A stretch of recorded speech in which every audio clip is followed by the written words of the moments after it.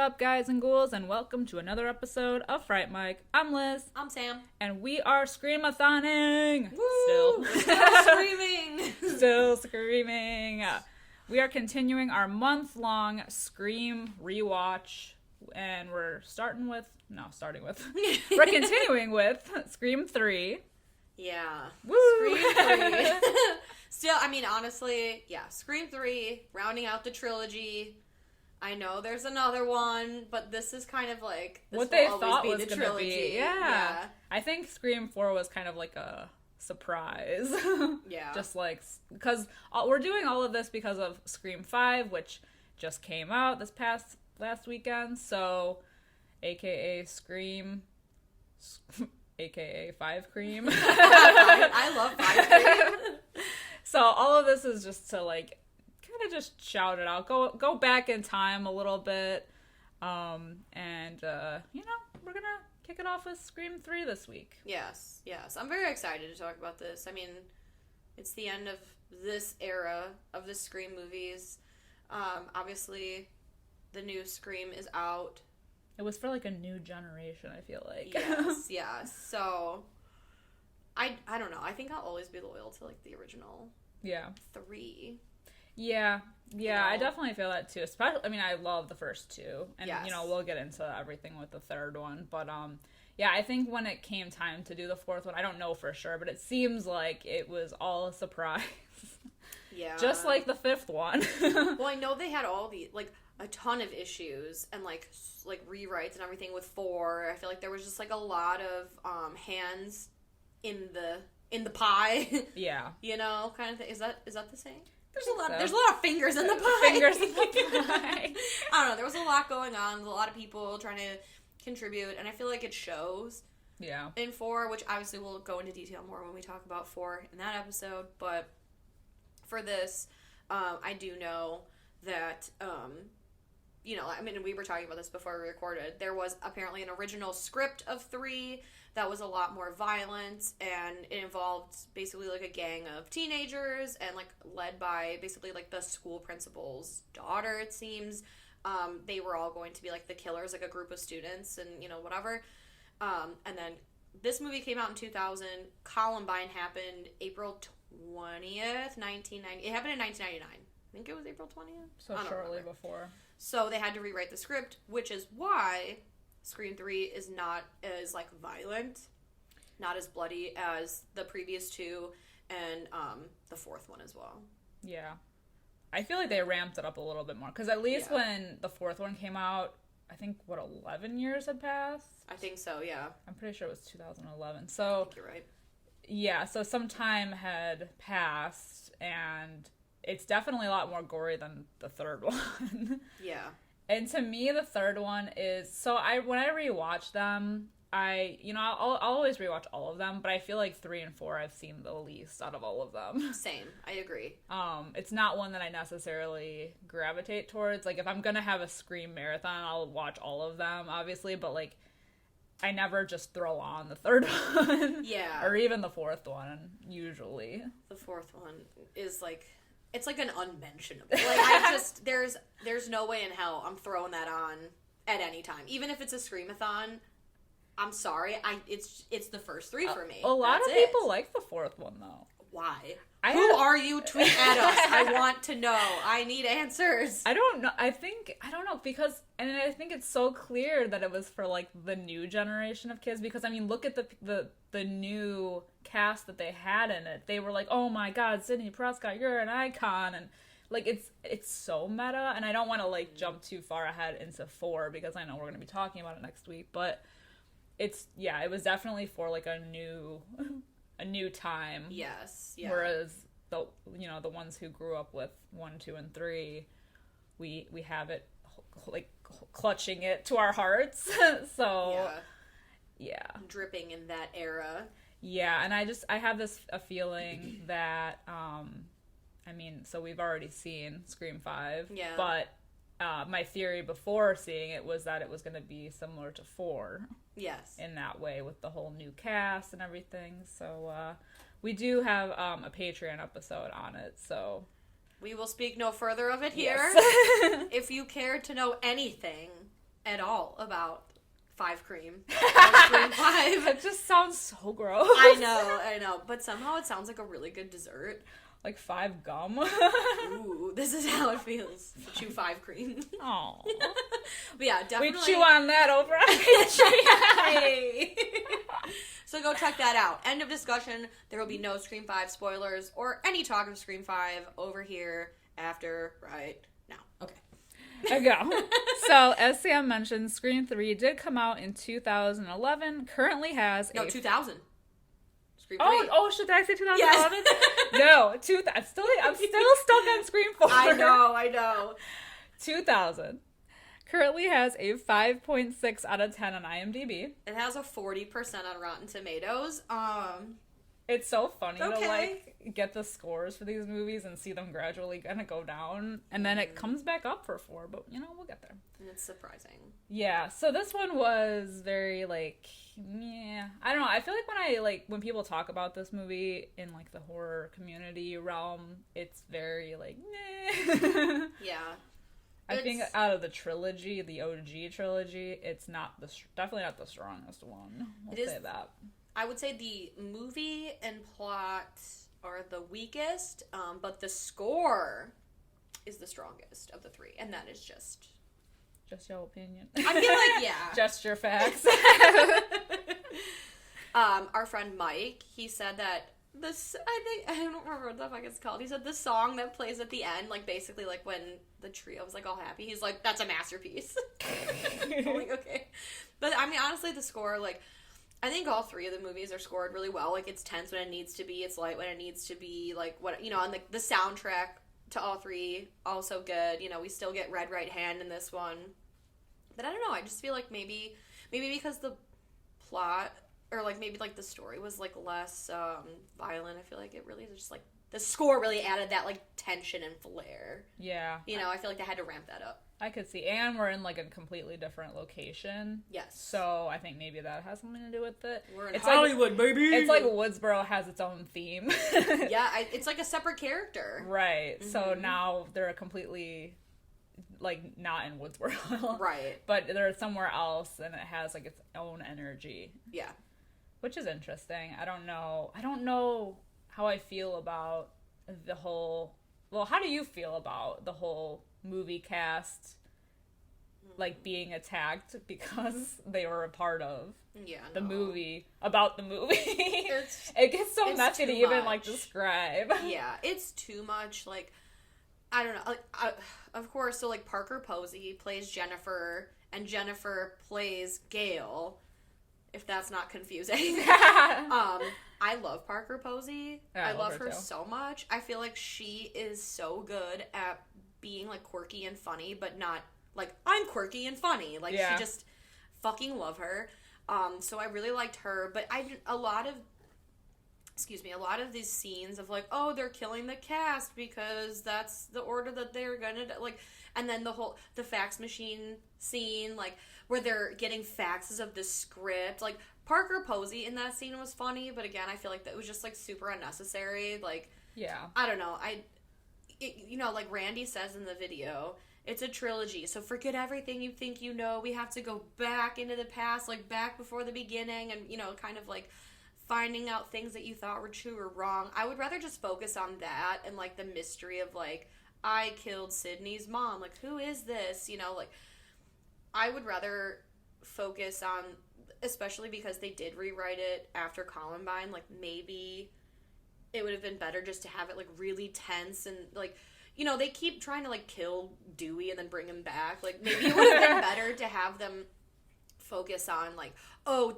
like killing the original 3 and whatever. I don't fucking know. There's got to be like a better way to tell the story. It kind of seems like you can kind of tell with the rewrite. I think that they had, because it's like essentially there are almost like kind of 2 separate plots going on. There's like this whole thing with the backstory and the mystery of Sydney's mom, which I don't know if that was like part of the original script or not. And then there's the whole thing with the movie and the trouble on the set and people are dying and dropping dead, and it's like and then, of course, Gale and Dewey are back, and they're just part of the FBI now. Yeah. Which I want to talk about more later, but, like, so it seemed like they kind of were trying to throw back in what they had originally written, and that's why it seems a little muddled at times. Mm-hmm. It's almost like there was too much going on, but they still wanted to, like, hold true to what they had originally written, but be a little bit more delicate about it. Yeah. Which, you know, it is what it is, but... There's a lot of, like, I feel like heavy things in this movie. Like, the Screams are always very good at having the comedy built into the horror, you know. I feel like this one is probably the most goofy of the original three, but it also has some of the heaviest shit in it. Specifically, the possible gang rape of Maureen Prescott. Yeah. And that was basically, I feel like... Which they kind of just threw in there nonchalantly. Yeah. And just glazed over it as if, like...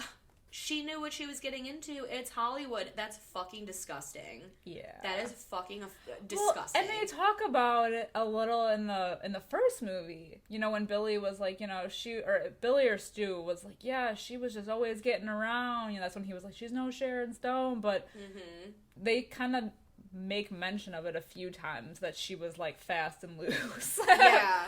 But that's the thing. So... The way that they mention it, because originally, you know, you find out Maureen Prescott, she went by Rena Reynolds, that was like her stage name, she's trying to make it in Hollywood, she was in these low-budget horror movies with the, you know, Roman's dad, Milton, right? Yeah. And they kind of, at first, allude to, okay, so maybe she was part of these parties, she went there herself, she knew what she was getting into, but then later on, they mentioned that, like, no, he definitely banged her in this viewing room, like, 6 Ways to Sunday, and all this stuff, like, was basically, like, I feel like, definitely raped. I can't figure out if there was, like, multiple people in there, I don't remember. But then they're like, oh, yeah, and that's what messed her up. So you're basically blaming her being loose on the fact that you're a fucking pig and you raped this woman. Yeah. You fucked her up for life, I'm sure, and maybe she wasn't, like... I mean, who the fuck knows? This is a fictional character we're talking about, but just say, like, oh, yeah, well, of course she was a whore. She was raped. Yeah. What? What? That's dirty. I hated that. I was like, I don't remember that ever being in the movie. I don't know why. I've seen this a few times, and maybe it's just because it's one of those movies I easily fall in and out of, like, attention with. Yeah. Well, even at some point when Sydney's talking to her dad, and, like, I think it's in the beginning, you know, because he's talking about how at this point she's kind of, like, isolated herself, and she, you know, he's, like, worried about her and everything, and she mentions to him, like, oh, well, if Mom hadn't done all these things, none of this would have happened. Yeah. So it's like... Victim blaming. Victim blaming. Oh, disgusting. A movie, go figure, a movie based around, like, a Hollywood set and all this stuff is just dripping. Oh, my God, it's fucking gross. But I hated that. But of course, like with all of the Scream movies, there is an opening, an epic opening, and we lose Cotton right away. Which, like, he was, like, so annoying to me that I was, like, not mad about it. Yeah, he was very crazy. The manic energy of just wanting to interview. God, just all over. But the thing that they introduced in this movie is the whole voice changer thing, which, you know, whatever. It's just like that whole opening scene anyway. First of all, I get it. It was 2000, so, like, car ID wasn't a thing. You know, like it wasn't as big of a thing. If it was, you know, like, whatever. He's talking on his cell phone, and this girl's like, oh, sorry, wrong number. Wait, I recognize that voice. Is this Cotton Weary? And immediately he's like, yeah. Who's this? Hold on, I have an important business meeting. And you're like, I'm fucking hanging up. Anyway, what were you... No. Me? I don't know. Especially in today's age, but even in 2000. Like, when I got my first cell phone, I think it was, like, 2004. It was, like, a Virgin Mobile Pay-As-You-Go. Even then, if someone is talking to me and I don't know that person, regardless of their voice, stranger danger. Immediately no. I am hanging up. Yeah, like, especially if you're a celebrity. Wait a minute, is this Cotton Weary? No. Why would you want people to know what your number is? Hello? No, it's a no. You say no. I do like that his talk show is 100% Cotton. And All the billboards he passes of himself when he's trying to get back home. Oh my god. I know. It's so fucking good. But yeah, no, I agree. It's I don't know why you would out yourself like that, but whatever. Especially if you're a quote-unquote celebrity. Yeah.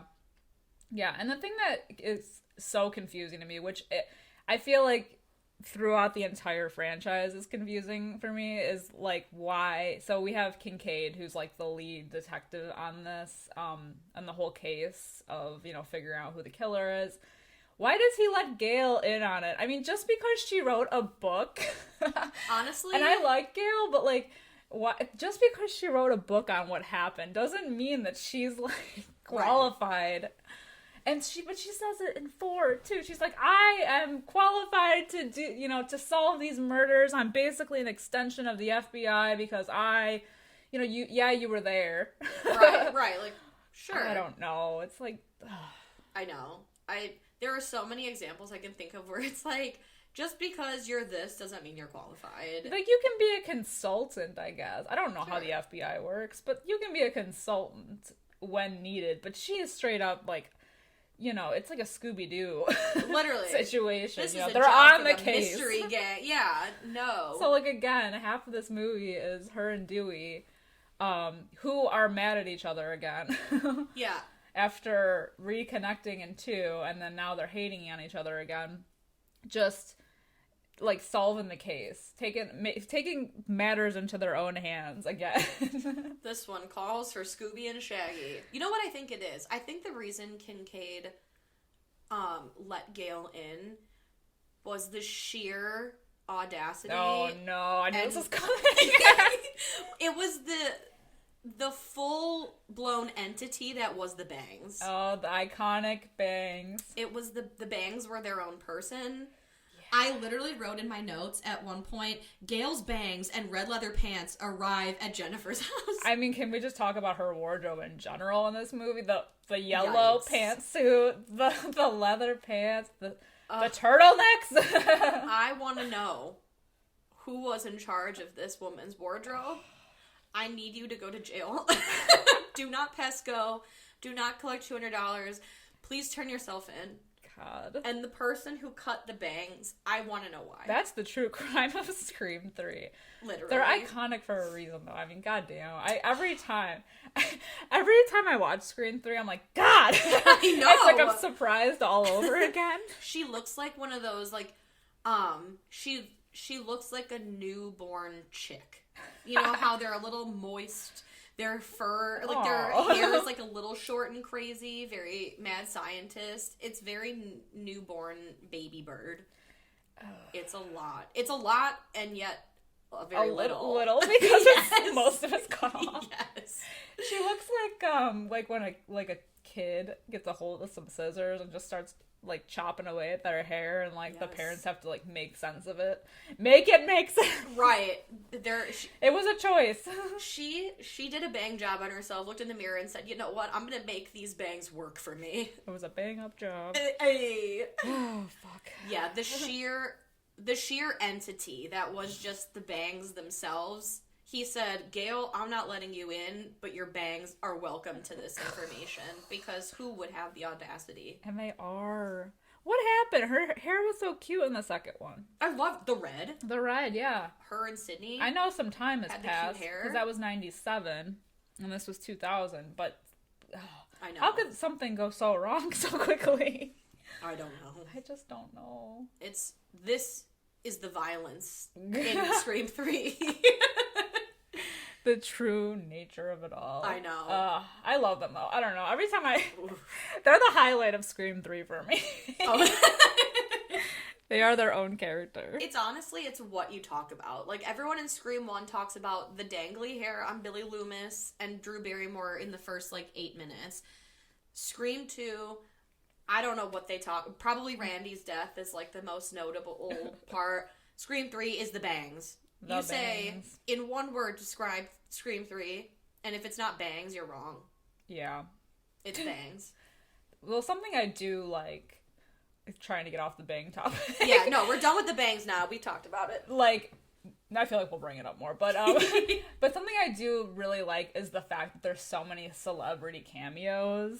Like, there's just, like, Lance Henriksen is in it, fucking Carrie Fisher. Like, all the random people that show up in this movie. Jay and Silent Bob. Yeah. Jenny McCarthy. Like, what? I mean, Yeah. I know, like, Scream movies, especially, like, I think 2 had, what was it? Yeah, with, like, Sarah Michelle Gellar showing up. Yes. And then, even in 4, I feel like they have, you know, when they're doing the, like, shot-to-shot, you know, the movie within a movie, there's still, like, people that are, you know, right. up there in fame that show up, and it's like icon status to be in a Scream movie. Literally. But this one's cool because it takes place in Hollywood, so that it gives them the opportunity to bring on all these really famous faces. Yeah.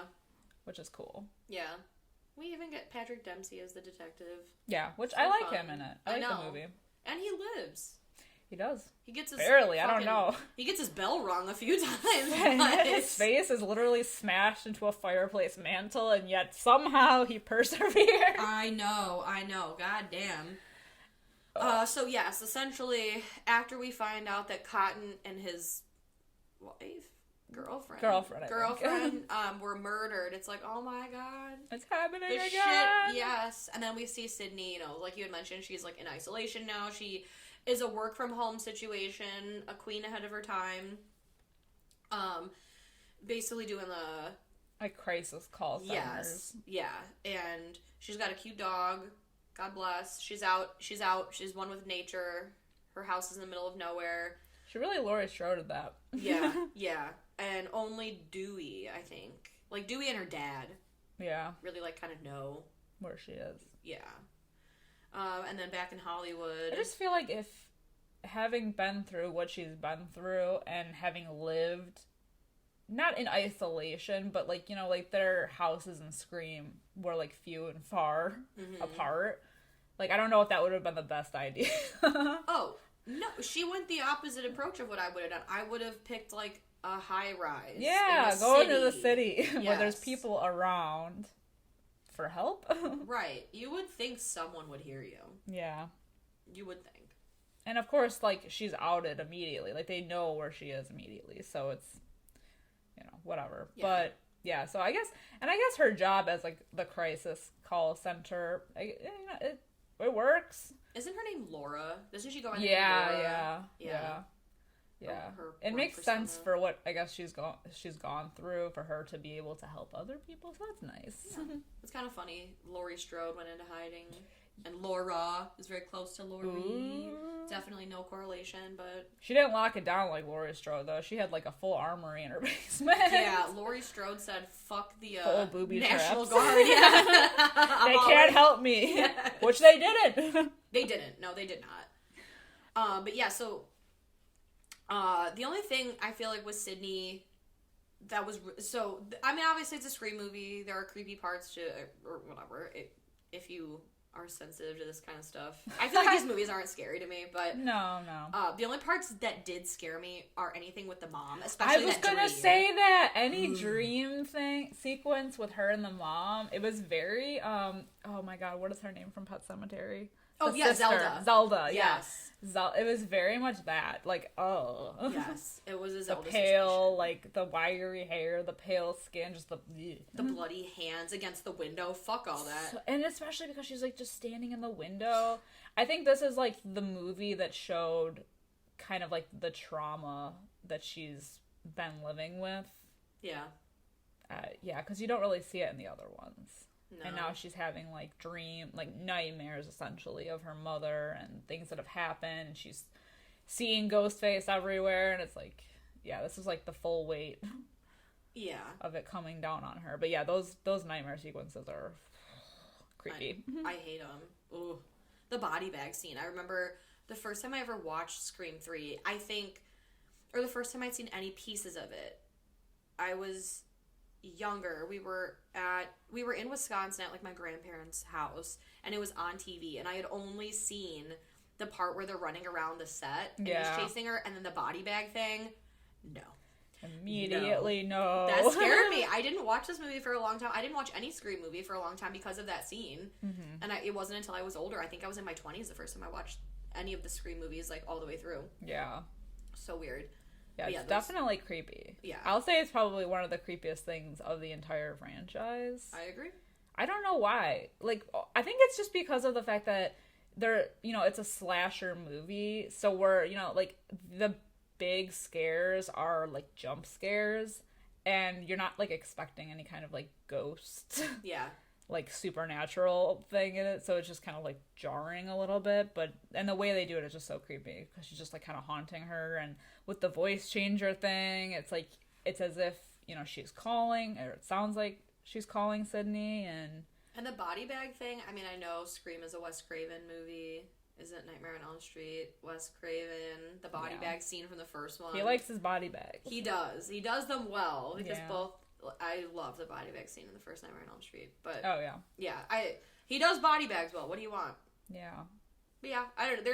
I feel like there's a lot of stuff before Sydney even really gets involved, just with the whole cast of Stab 3. Right. And like you said, Gale is now just a super cop. Yeah, I don't maniac cop. She calls herself like the Woodsboro Authority or something. Yeah. Which is like, okay, I don't know. It's just, oh my god, I can't with it. I know.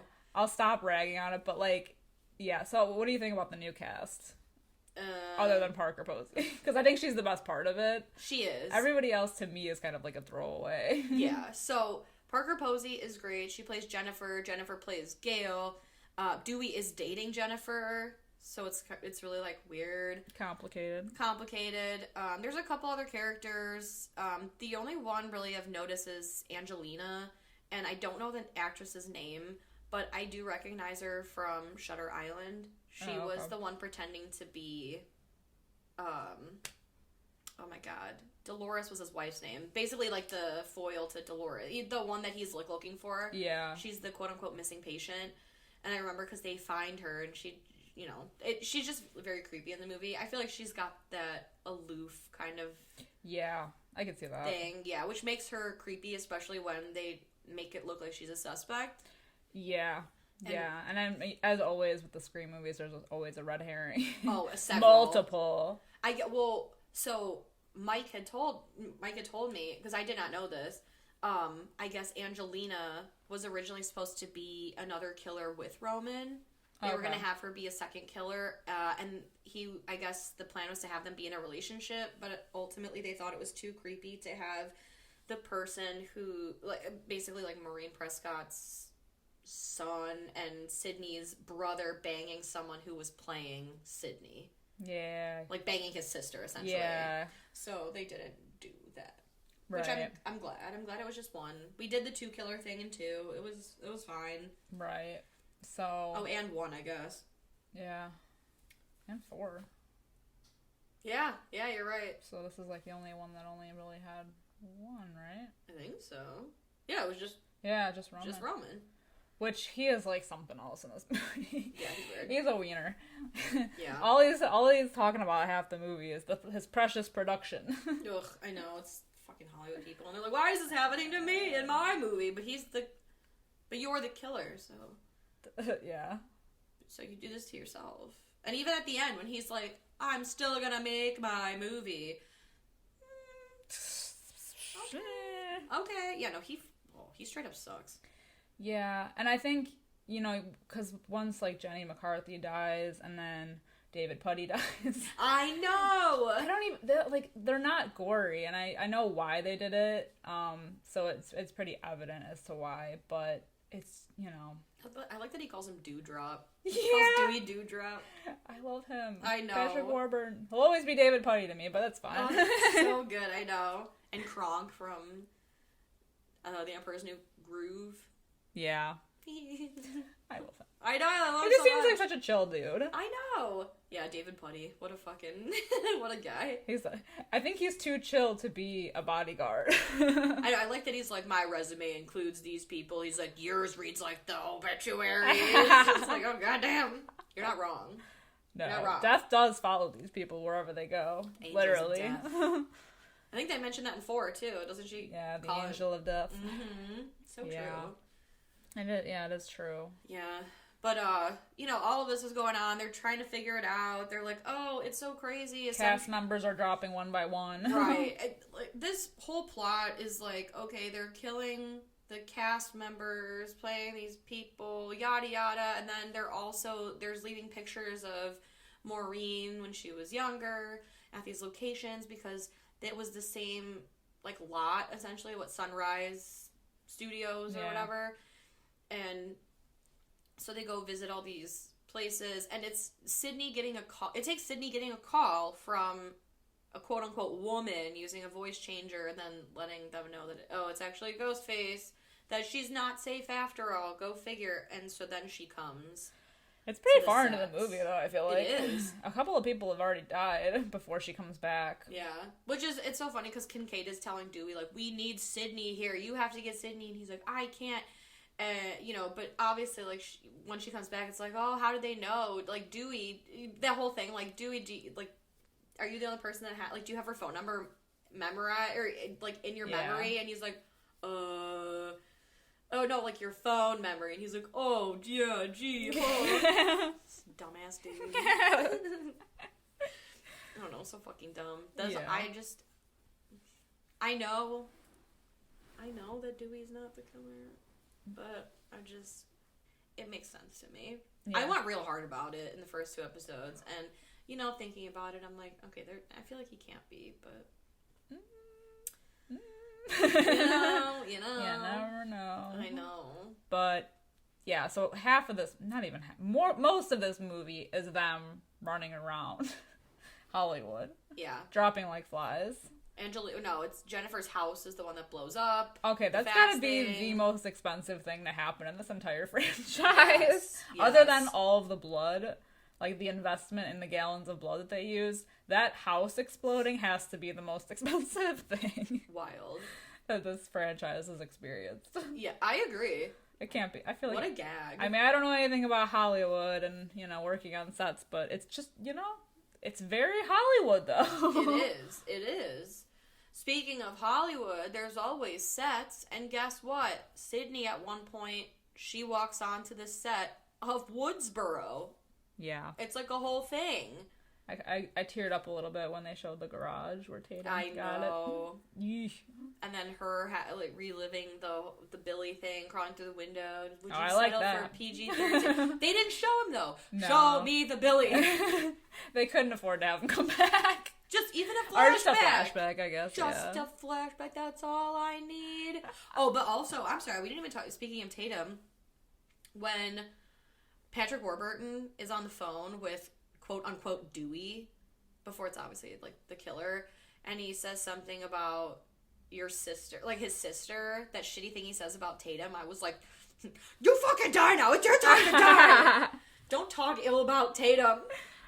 Because he said, what does he say about her? He says something like, oh, you care about something more than you care about your sister. Or I don't know. There's something to make him feel guilty as shit. I was like, you shut the fuck up now. With this whole voice changer thing, now that I'm thinking about it, I just feel like a lot of things had to fall into place for it to work out.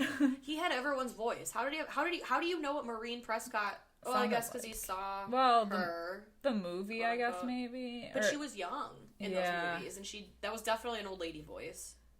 Yeah, that's true. But, or maybe like old footage. I don't know, but just the fact that he manipulated literally everyone in this movie to do what he wanted them to do, and then just to like expect them to do it, it all just fell into place like a little too smooth. Yeah. Also, do those types of voice changers exist? Am I dumb? Because I feel like there's no way we have that sort of technology that's that believable that you're making those calls. Because otherwise, can you imagine the chaos that would ensue? Like, public officials, the press, just like... Well, they have that technology where that changes faces. Where you can, like, put their, like, famous people or anyone's face on something and make it look realistic. It's crazy. It's scary. The most we had as kids was that, like, flashlight thing that you talked in. It looked like a flashlight, that thing that was a microphone, but, like, you talk into it and it's like, woo, and it sounded like an echo. Yes, I can't even do it. Wasn't it, like, pink? Yeah, like, it was, like, really bright, and you just kind of I don't know. It sounded like you were talking to a fan. Yeah, or like talking into a well or something. Yeah. Yeah. That was the most I had, but I don't know how it is now. I wouldn't be surprised if they had something like that. I mean, that's true. But this was back in 2000. Like, how did that technology even exist? I mean, know. I guess I'm poor and I'm not in Hollywood and I don't have my hands on that shit, but yeah. Whatever, that's wild. Yeah, well... But you're right. A lot of things had to fall into place. A lot of pieces had to be put together just so to make this whole plan come together. I mean, yeah, like, was he sitting there like, okay, I have to make in order to kill the bodyguard, I have to make him think that he's talking to Dewey and then do that. You know what I mean? Like, it's just, like, it's so elaborate. And he just... And how did he know... speech patterns and things. Right, and how did he know, like... He would have really needed Sydney to believe it was her mom's voice, and just, I don't know, like, a lot of things just happened to happen. Right, well, because especially with Sydney having the nightmare about her mom, that clearly was a nightmare, so he really was banking on her having this sort of regression and having these nightmares about her mom to then use the mom's voice against her to put her into a panic even more. Yeah. And the body bag thing. I don't know. It just... I don't know. Yeah. That was a real big, like, jump for me in believability. I think what makes it so elaborate is that he just does it to, like, the entire cast of, like, the Stab movie. And they all believe it. I mean, they did it to, like, Jenny McCarthy's character, like, in the beginning when she thinks that she's talking, you know? Like, so it... And no one's tracing these calls. Right, and it's like, it only makes sense for that to happen at the end when they go to the Milton director's house and they use Sydney's voice to lure the rest of it, to, like, Dewey and Gale there. And that's the only time it makes sense to me. And even then, they just believe it so easily. Like, you know, it's Sydney's voice saying... oh, Kincaid is with me, we're gonna go to the house, and her speech pattern's a little off. It's just very, like, short, very staccato. She hangs up, but she's not warm Sydney talking to Dewey, her closest friend. Yeah. It's very weird, and they don't think to call Kincaid to confirm. Right. There's a killer on the loose. I'm doing my research. Well, like I said, they're not really cops. They're just running around just trying to figure the whole thing out. But it's even a lot. Still, I mean, there are times... So I've had friends reach out to me when their socials get hacked, and I get these weird messages saying, oh, you're a friend of so-and-so's. Can you confirm? Because they need to re-verify their password and verify this is them. And I still will call that person so I can hear their voice and say, hey, I got a message from... this social media platform saying that you're locked out and they need me to confirm. Did you do this or is someone trying to hack you? Yeah. Even something simple as that. Like, I am not just blindly going, okay. Must be them. Right. I'm like, hello, is this you? Because this is fucking real shit. And that's not even a murder thing. That's just a social media thing. At the end of the day, like, it's not a huge fucking deal. Right. You know, but, it's not as big of a deal as murder, I should say. It is a big deal. But... well, yeah, but this movie is just a wild goose chase. It really is. Of people running around and there's not a quicker mass manipulation happening. There's not a quicker way to get these people to the house. You know, it's a whole thing. It's a whole big thing. Right. And then, like I said earlier, just the revelation of more... First of all, let's talk about Carrie Fisher. Because what a great cameo. I know. I love how they're like, oh, you look exactly... yeah, like Princess Leia. Yeah, but I couldn't get in the movie because, you know, you gotta bang George Lucas, which I was like, damn. Shit. Love it. Oh, my God. So, supposedly she wrote a lot of her own dialogue for the movie, too. Which she didn't have much, but, I mean, just how sassy it is and how sassy she is. Incredible. Doesn't surprise me. I love it. I know, but she's great. I love that, so it's Gale and Gale on the case, Gale and Jennifer, and it's so great because when Gale Weathers is trying to get her to give the file over on Maureen Prescott, she's like, would you do it for the president? Throws the $50 bill down. She goes, yeah, the president of the company. And then fucking Jennifer, $50, Gale. What are you, like, basically, like, what are you, poor? Throws the ring down. She's like, that shit's $2,000. Give me that shit. I just fucking, I don't know why. I just love Parker Posey so much. I know. She had, like, no, I mean, other than, like, the threat of being potentially killed, she had, like, no stake in this and, like, goes for it, man. I know. She goes full force at this. I love her. Yeah, what a fucking loss. I was very upset when she died. I know. Yeah, which I guess we should get into. Oh, the entire end of everyone dropping one by one. I don't even. There's Tyson, who we haven't even talked about. Yeah. He gets pushed off of a thing. Angelina, she gets stabbed after she runs away. She runs like a dumbass first. She's like, like Cindy Campbell in a Scary Movie. Yeah. I'm not crazy. And then it would appear as if Roman died. Yeah, they find him in the basement in a casket. Yeah. And again, Gale not doing any sort of just accepting the body is dead. She's like, oh my god. Yeah, and Jennifer was down there with him. Right. She just kind of popped out of nowhere, and then, she was like, is he dead? Yes. All right, let's go. Like, what? Wouldn't you take a second to be like, wait a minute, Yeah. She was with the dead body, but, I don't know. Exactly. It's weird. Strange. Yeah, then Kincaid shows up. You think that he would have, he would have killed Jennifer while she was down there? Oh, I guess it wouldn't explain. No, it wouldn't have mattered. Yeah, that's true. He wouldn't have taken the opportunity to just kill her. It doesn't make sense. Yeah. I mean, because he killed her eventually. I think that's the thing with these, with some of the scenes in these movies. Scream 3 specifically, it's a lot that is going on. When you figure it's just one person, there's a lot of things going on that just logistically don't make sense, except for when you think about, oh, well, you have to show the audience that this person's dead, so later it's a surprise. So they don't believe that it's, Right. Right. I almost feel like you need, like, a flip book diagram of, like, where everybody is. Yes. At all points. Like, that would be actually kind of fun to do. Like, Clue style. Especially because, when we were talking about the first movie, like, where Billy and Stu were at the time of, like, this happening, and, like, especially at the end with the party scene. Like, exactly. Where they were in the time that, this person was dying and this was happening. It would be cool to, like, see the progression or like what was happening, where the killer was when this was going on, right? Because like you said, I mean, I really didn't even think about it. If Jennifer was down there, even Angelina, I think, wasn't Angelina down there? Didn't she go down there with him, or did he go by himself? Jennifer went down there with, because she was at the top of the stairs calling for him, and then she went down there. Jennifer was. Yeah. And then she went down there, and then we didn't see anything. And then when Gale went down there, that's when she found both of them. But he was dead. Right. So, and it's ultimately you end up killing her anyway. Right. In that weird tunnel, which also, so that part to me didn't make sense. Because again, it is only one killer. Unless, the whole conspiracy theory about, there being multiple killers all the time, or whatever. But like, the killer is Roman. We just know that there's one killer. At 1 second, he's in that room trying to get in. Then she gets through that trap door. How does he know she's in that part of the house? There's so many passageways and this is like the house from Clue, honestly. Yeah.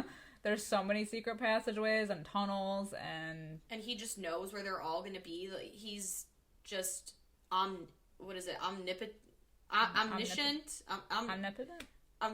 Yeah. You know what I'm talking about. Why can't I say that word? Omniscient? Whatever. Who fucking cares? He just knows where everyone's going to be at all the time. Well, that's what I'm saying. It's a little too perfect. Yeah. It all works out a little too perfectly. Yeah. And then he's able to get Sydney there and, Dewey and Gale there, and it's all, and, he gets them both tied up. Right. And so Sydney has been chilling at the police station, and she's flipping through files, so we get another red herring in Kincaid, because, whatever. He does act a little suspicious. Yeah, for being a detective, he does really he has no sense of, like, calming anyone down. No. Or reassuring. But the way he, like, says things is, like, I don't know. Right. I think they purposely do. They must purposely do that, so you believe that, like, oh, well, maybe it's him, and maybe it's them, but I don't know. Of course. And then, I think, again, it's the score. In every movie, if the movie is scored correctly, it's meant to make you feel a certain way in a scene, which is why I think the score in this movie, it does things to make you feel ways about the character. You know, I'm sure the shit that he's saying, if it had like an upbeat, like, you know, it's or like, if he smiled, right? Like, it's not weird, but the fact that you're putting this doom and gloom, like, boom, yeah, it's like, oh, bitch, you a suspect. You know what I mean? Like, whatever. So yeah, he's like a suspect, and she's seeing all these weird newspaper clippings, and she gets a call, so she grabs Kincaid's gun, or she gets a call from the killer. Yeah. That's how she ends up at the fucking house, you know, because he's like, we have your friends, and if you want to see them alive. But he shows up, and how did he know she was there? Kincaid. Exactly. He shows up, and that's what made me think at first when I saw this movie, okay, he's got to be in on it, because how the fuck did he know that she was there? He supposedly got wind that there was a party. Because when he comes in, guns a-blazing, he's like, I heard there was a party here, and I thought to myself, yeah, I'm just gonna, but it's not, so it's LA, there's parties every goddamn day. Exactly, especially at a celebrity's house. What? Yeah. I don't, also, if he's a director and he lives in this, like, castle, isn't there more security, I feel like? Yeah. I don't know. I don't... Just me, but you whatever. Know. Well, I mean, I guess look at the bling ring situation.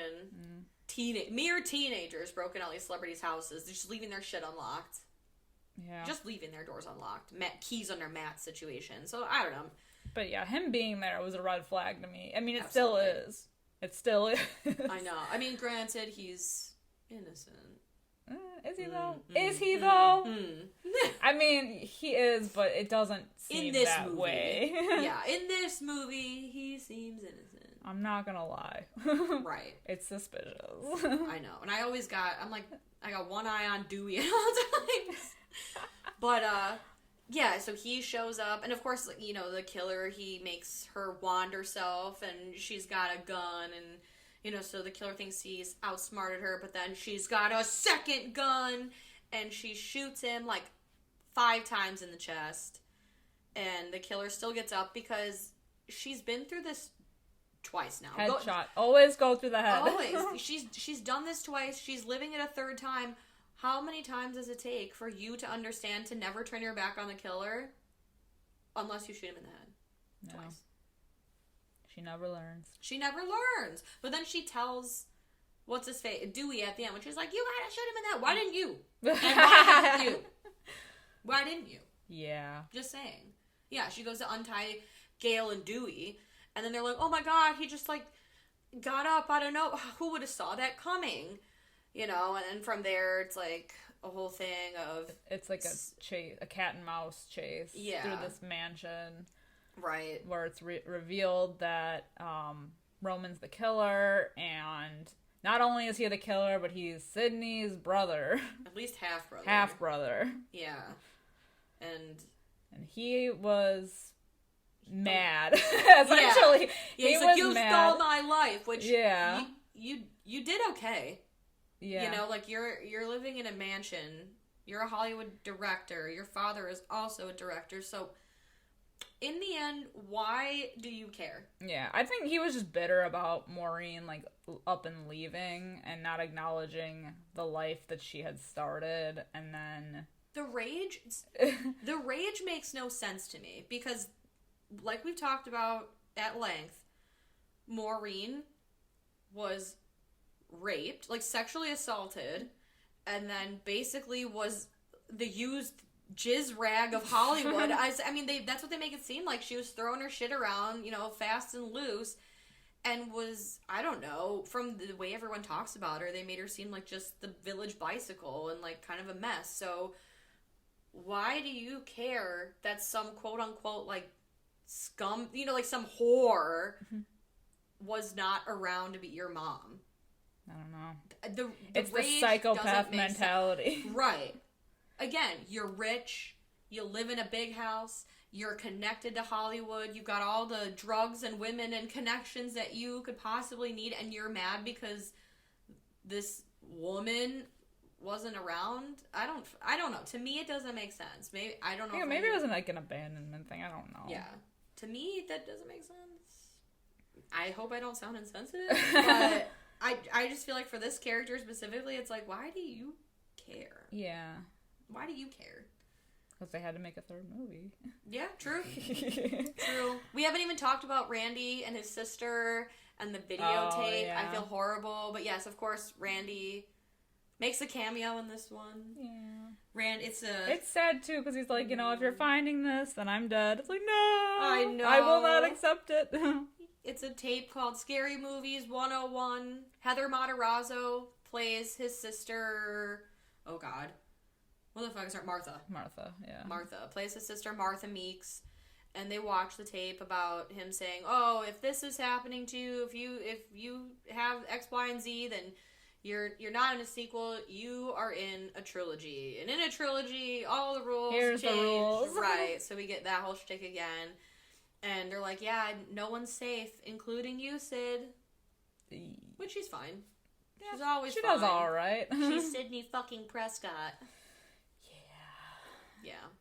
But, yeah, and then the ending of the movie, it was, like, nicely tied up. You know, tied up, that's awful. Tied together because they arrest, or no, Roman's dead, I'm sorry. It's the headshot. And then, oh, my God, what the fuck? Why can't I talk today? Dewey and Gale. Dale. Dewey proposes to Gale. And he's like, I know it's not going to work, but let's do it anyway. And her bangs say yes. And then they're at Sydney's house. Yeah. And it's real cute. She's like outside playing with her dog. The sun is shining. Everything is happy. The music is upbeat. They go in. They're going to watch a movie. There's a whole line, oh, what kind of movie is it? Oh, well, you just have to come in and see. And then the door kind of swings open to the outside. But because she feels... safe. It's over. The three, like, the trio end the trilogy on a happy, sunny note. And Kincaid. He's there, too. The trio and Kincaid. Oh, yeah, Kincaid's now fine. boyfriend? Right. His fucking world gets wrong. Oh, speaking of boyfriends, Sydney is noticeably still wearing the Greek letters from 2. Oh, yeah. Mm-hmm. But not in 4. Well, she dropped him, you know? Time has passed. Right. Jerry Time O'Connell marches on. We must... Right. We can't honor Jerry O'Connell forever. True. Yeah, she's not a college girl anymore. No. But it's a happy ending to a trilogy. But then there's more. I know, but then they kept going. And then they kept going. Oh, incredible. So that was Scream 3. Hope you've learned something here today. In a long nutshell. I know. What are your thoughts on Scream 3? What are your ratings? This is hard. 3 and 4 are hard for me. Because I always go back and forth on which one. You know, like I said, I don't revisit them often. Not as often as the first 2. So I'm just trying to think of a good rating. I think I'm going to go... Because it's still a Scream movie, so it's like, I know. I'm going to go 3.5 out of 5. Okay. For me. Yeah, it's not perfect by any means. No. God, no. But, you know, I don't know. It's still a Scream movie. I still rewatch it when I watch all of them, and it's just part of it, and it's goofy as shit.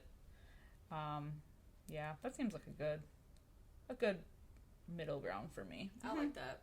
How about you? I gave it a 4 out of 5. Okay. Initially, I did bounce back and forth between 3.5 and 4.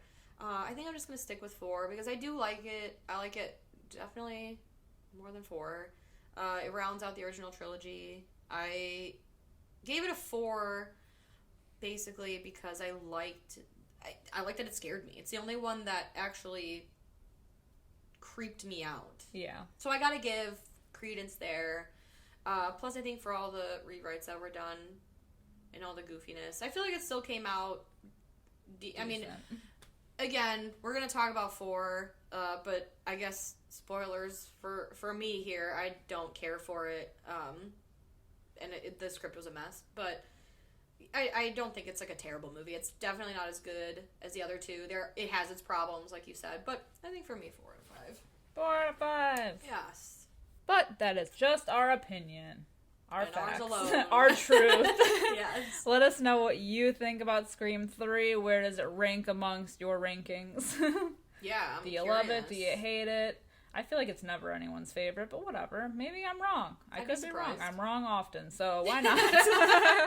You can let us know by heading over to Facebook, Instagram, or Twitter at Fright Mic Podcast or Fright Mic Pod if you're on Twitter.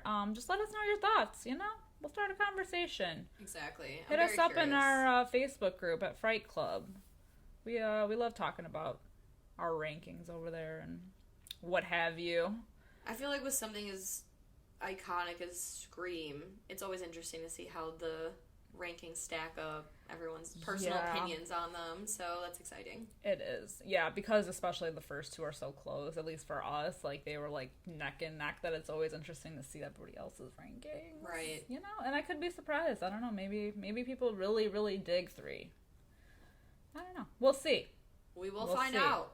So yeah, like I said, head over to any of those platforms and let us know. We are on YouTube as well, so you can always comment below and let us know what you think, what your thoughts are. And then if you're looking for more, including our Patreon exclusive episode of Scream 5, our thoughts, our ravings, our rantings, head over to patreon.com/FrightMicPodcast and just a couple bucks a month to support our show, and you can get some extra content, bonus episodes, more of our rankings. We did Friday the 13th, which was that was a it was something. But yeah, we usually do new movies over there, you know, as well as some random things. So just head on over to there if you're interested. We're a good time. Yeah. You know. Hell yeah. Yeah. So until next time, I'm Liz. I'm Sam. Rest in peace.